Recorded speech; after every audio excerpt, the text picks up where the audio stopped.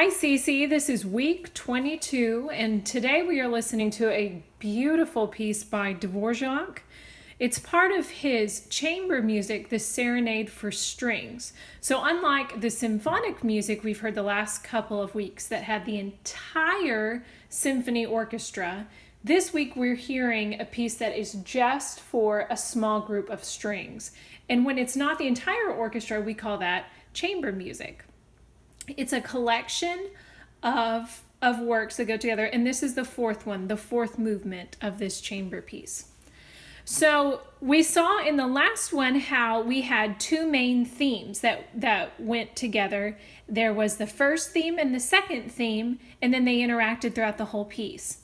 This chamber piece is a little bit different in that it is what we call A-B-A form. And in this, we have a main theme, which is the A, which usually dominates the majority of the piece. And then we have a little break in the middle for a B theme. And in this kind of form, the A and the B themes don't necessarily interact. They stay kind of separate in their own sections.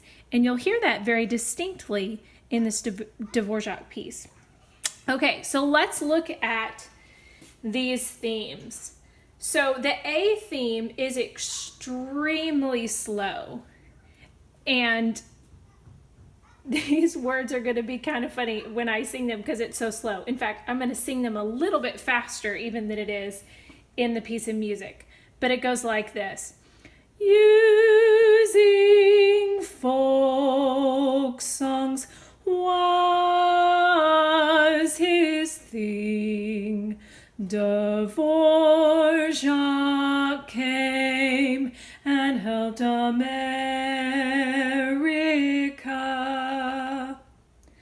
Try singing that a few times to where you can really get it in your head.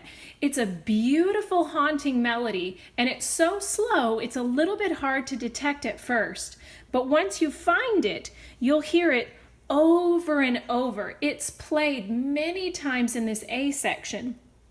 Sometimes it's done like a canon where some of the strings will start it and then some of the other strings will come in. Sometimes the phrases are overlapped.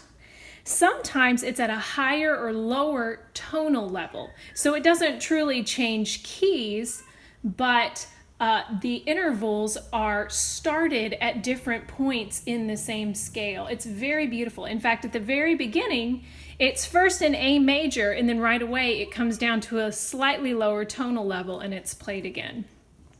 Okay, so that's the A section. Then about halfway through the piece, about 3 minutes in, we suddenly get this stark different sound. Brum, bum, bum, bum, bum, bum, bum, bum, bum, bum. And what this sounds like is a folk sound, a folk little dance. Also, the A theme was in A major, and this suddenly has a very minor sound. It goes through several different keys. At first, cadences in C minor, and then the theme is actually in B minor. But this also brings us to the fact that Dvorak is known for going around and collecting the folk songs of the people that lived in his native Czech Republic, especially Bohemia. He's a lot like the composer Bartók in that he's known for collecting those folk songs and using them. And interestingly, he made a famous trip to America. He actually went to Iowa, and he was just fascinated by the songs of Native Americans and the African American spirituals. And he helped American composers develop an American sound based on those kind of folk songs. So that's a very interesting kind of thread of this story to follow. But we won't get into that much else today. Here's how the B theme goes.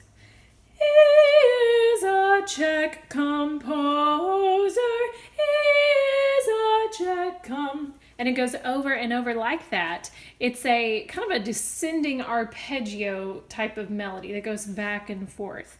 So that's very lovely. So of course, A, B, A, and then we'll hear all of that A material again. Enjoy listening to this piece. Listen for these themes.